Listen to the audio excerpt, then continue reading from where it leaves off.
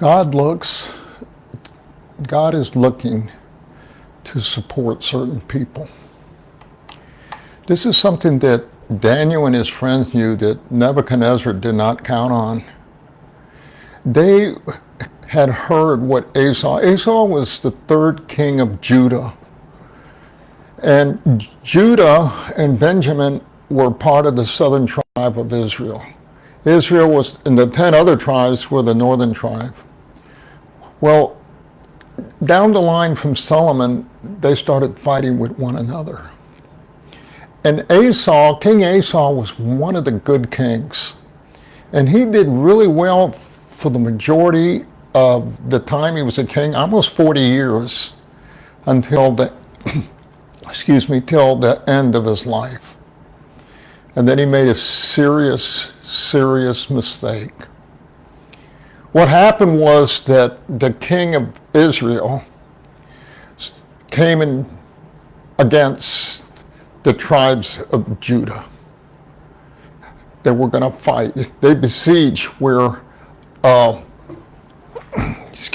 besieged where Asa was. So what Asa did, instead of inquiring of God, which he had all his life before, he went and inquired from a different king to form an alliance with him, sort of like hiring mercenaries. And to pay for that, he took money out of the temple of God and gave it to this other king to form an alliance with him against the kings of Israel. Well, when the prophet found out about this, he went and confronted King Asa. And he said an interesting thing that Daniel knew that Nebuchadnezzar did not know. And listen, today's Saturday. There's a lot of people that are struggling, that are discouraged, that don't feel that God supports them or is distant from them. Let me encourage you by this message, okay? Because what this prophet is going to tell Asa is intended for us as well. Let me read a little bit to you. We'll find this in 2 Chronicles, and then we're going to jump into Daniel chapter 1. It says here that at that time, Hanani, the prophet, came to Asa, king of Judah, and said to him, "Because you relied on the king of Aram and not on the Lord your God, the army of the king of Aram has escaped from your hand. Were not the Cushites and Libyans a mighty army with great numbers of chariots and horsemen? Yet, when you relied on the Lord," and listen to this, when you trusted in God, when you relied on the Lord, he delivered them into your hand. It's the unseen hand of God working on his behalf when we look to God to help us. And he said, and then he says this, and this is a promise that you need to write down. "For the eyes of the Lord range or looks throughout the earth to strengthen those whose hearts are fully committed to him." Just like any father is going to want to support his children. If they come to him, if they look to him, he's going to do right by them. Okay? But God is even greater than any human father. And he has the wisest course, and he has the right guidance that any of us could use. So when we're in trouble or when we need help, we need to remember that God is looking all over. He's ranging, his eyes are just all over, looking for somebody whose heart is fully his, so he can support them. Okay, so here we come now to Daniel chapter 1. Daniel and his buddies, they knew this. They had already heard the stories of the Old Testament stories up to that point. Okay? So in Daniel chapter 1, what we find is that Nebuchadnezzar had besieged Jerusalem and had taken captivity a number of different people. He had 3 different deportations. In one of them, Daniel and his 3 friends were taking them, and it was Nebuchadnezzar's intent to take these young men. What he wanted was sons of nobilities, teens that were handsome and strong, smart. He wanted to indoctrinate them with a new home, a new language, a new dependence, and a new name to give them a new identity. This is what his intent was. Okay, so what he did is he gave Daniel, which means God is judge. That's what the word Daniel means. He gave him the name Belshazzar, who was a name after their god Bel. He gave Hananiah, whose name is Jehovah is good, the name Shadrach, and that is the name of Aku, the moon god of the Babylonians. He gave Mishael, which means God is, the name Meshach, and as the opposite of God is to Aku is. And he gave Azariah, which means Jehovah helps, the name Abednego, who was a son of Bel. So he changed their names. He took them 1,000 miles away from home. He gave them a new language from Hebrew to the Chaldeans.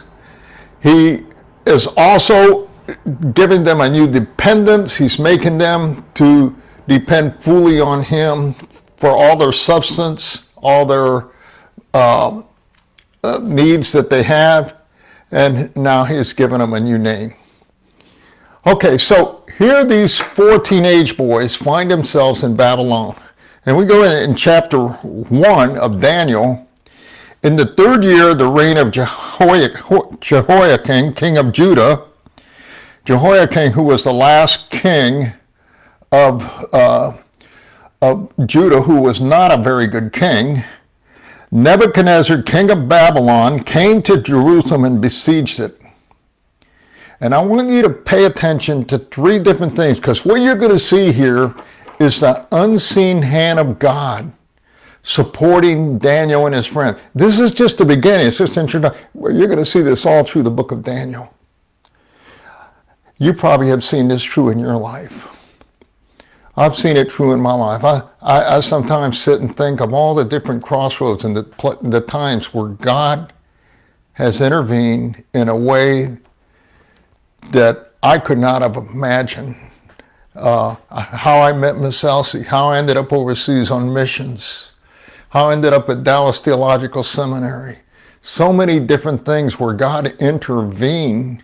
How this lieutenant in the Air Force stopped his car just in the middle of nowhere to witness to me on the south side of San Antonio, Texas.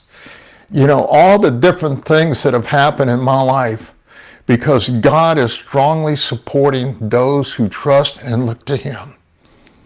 Okay, so here he is, Daniel and all this. And so it says, and then the Lord delivered. That's the first thing. Circle this in chapter 1. I want you to circle this in your Bible. The Lord delivered. Here's the unseen hand of God working on behalf of Daniel and his friend. And the Lord delivered Jehoiakim, king of Judah, into his hands, along with some of the articles from the temple of God, and these he carried all to the temple of his God in Babylon, and put the treasures into his house of his God. Okay, so God delivers Judah into the hands of Nebuchadnezzar. And he did this because Jehoiakim was an evil king. Okay? So he's letting them take over. Not everything that's good happens, or bad happens because you were good or bad. A lot of things happen because God's got a predetermined will as to how he wants things to turn out. Then the king ordered Apenas, who was the chief of his court officials, to bring in some of the Israelites from the royal family and the nobility. Young men without any physical defect, handsome, showing aptitude for every kind of learning, well-informed, quick to understand, and qualified to serve in the king's palace. He was to teach them the language and literature of the Babylonians, and the king assigned them a daily amount of food and wine from the king's table, and they were to be trained for 3 years, and after that they were to enter into the king's service. So he's going to try to indoctrinate them. Well, as far as Daniel and his friends, so far everything was okay except for one thing. Among these, and then he says this, were some from Judah. Daniel, Hananiah, Mishael, Azariah, and the chief official gave them new names. And I already told you what those names are. But in verse 8, it says, but Daniel, and here's another word, or you want to put a square around, resolved not to defile himself with the royal food and wine, and he asked the chief official for permission not to defile himself this way. See, these 4 boys wanted to be pleasing to God. Now, this was a great risk for them to say, hey, we're not going to do this, because they could lose their lives. Nebuchadnezzar had it in his power to say, hey, just kill him, like he tried to do many times. Okay? But they didn't want to defile. They wanted to be pleasing to God, and they knew that that food and wine had been part of pagan worship and idolatry, so they were not going to partake in that. Okay? And they had already made up their minds. It says in the recesses, in the heart, right there where you're at, that's where your convictions are, where your values are, what you really truly believe. Not what you articulate or talk about, but what you really believe. Daniel says, I'm not going to do this. His friends, we're not going to do this. Okay? There's going to be times in your life where you're going to be asked, whether at work or whether your government or whether your spouse or somebody's going to ask you to do something that you shouldn't do. At that point, you need to, if you have purpose in your heart, you're going to understand, and God will support you, and he will strongly support you. Now, that doesn't mean you don't fall into sin from time to time, because that happens. But if you confess your sin, he's just and right to forgive you and to cleanse you from all unrighteousness. Okay, but in this case, Daniel and his friends decided, we're a witness for our God. We believe in our God, and we believe that God searches, and he's here right now. He's omnipresent, and he wants to support us in taking a stand for him. You may be in that position right now where God is needing you to stand in the gap and be that person that he can strongly support. But he's not going to do that unless you purpose in your heart and you really believe that he wants to strongly support those who want to honor him with their lives. And then he says, now, and here's the second thing you want to, now God had caused, first God turned over Jerusalem. Now, God had caused the official to show favor and sympathy to Daniel. The second time you see the unseen hand of God in this first chapter, turning over Jerusalem, and now Daniel is given favor to one of the top administrators in Nebuchadnezzar's court. Okay, but the official told, Daniel had asked this official to not do that. He says, instead of giving us food and that Nebuchadnezzar wants us and the wine and all that, just give us vegetables and water. But the official was afraid to do that, because then if they turned out looking weak or sickly, that he would end up losing his head. And so he tells Daniel, I'm afraid of my lord the king, who has assigned your food and drink. Why should he see you looking worse than the other young men your age? The king would then have my head because of you. And Daniel then said to the guard, whom the chief official had appointed over Daniel, Hananiah, Mishael, and Azariah, test your servants. Give us a test. Give us the food we request. In 10 days, look at us and see how we're done. If things aren't good, we'll make a different decision. But just test us. Well, to these 4 young men, look what happened. At the end of the 10 days, they looked healthier and better nourished than any of the young men who ate the royal food. So the guard took away their choice food and wine and they were to drink, and gave them vegetables instead. Now, before people go on a vegetable craze, let me tell you something. This is not about a diet. Okay? You can eat meat, you can eat fish. I found out that I could eat meat on a Friday. I was raised Catholic. They said, no, you can't eat meat on Friday, you have to eat fish. Why? Well, that's what they believe. Well, one day when I was in Italy, the Pope decided that, Catholics can eat meat on Friday. And I said, well, how could they make that change? They've been following this for 1,000 years. That's when I began to question Catholicism. Okay, because I didn't see how they could change what God had established. Well, God had never established it to begin with. Okay, but what it's talking about here is not a diet. Okay, we're talking about they refrained from eating this food because it would defile them, because this food had something to do with pagan demonic worship. And they didn't want to defile themselves by partaking of that. Okay? And to these 4 young men, now here's the third thing. God gave knowledge and understanding of all kinds of literature and learning, and Daniel could understand vision and dreams of all kinds. Okay, so the Lord gave Jerusalem over. The Lord gave Daniel favor before the chief administrator, and the Lord gave knowledge and wisdom to Daniel and his friends, even beyond what any of the other men had. And then in verse 13 it says, at the end of the time set by the king to bring them in, the chief official presented them to Nebuchadnezzar. The king talked with them, and he found none equal to Daniel, Hananiah, Mishael, Azariah, and they entered into the king's service. In every matter of wisdom and understanding about which the king questioned them, he found them not just better, not just a little better, but 10 times better than the magicians and the enchanters and all the other people. And then it says, and Daniel remained there until the end of the first year of the King Cyrus. And that would be 3 different kings. So what do we learn here in Daniel chapter 1? First of all, Daniel just didn't show up with his friends. They came because they had been contemporaries of Jeremiah and Ezekiel. They had learned a lot of Old Testament Bible. They knew the promises of God. They believed in the sovereignty and the omnipresence of God. And they believed that there was an unseen hand of God that wants to strongly support those that look to him.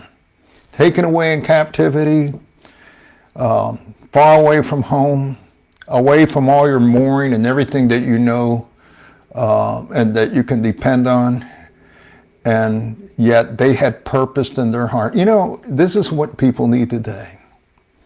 They need the purpose in their heart. God, no matter what everybody else does, no matter what everybody else is asking me to do, my commitment and my heart, my soul, and I'm going to love you with all my heart, soul, and might.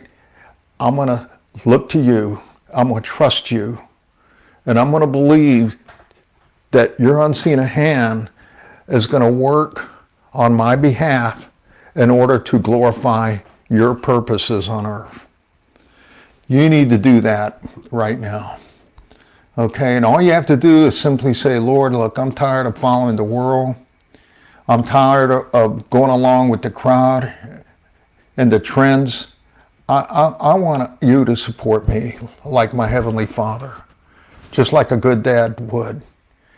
And trust me, wait and see what he does for you in your life. Lots more to come in the book of Daniel, but this is why Daniel was so greatly used of God, because he trusted him completely, as we're going to see as we go through the book of Daniel. And God is going to show him amazing things as he wants to do for you and me. God bless you all. Have a good weekend.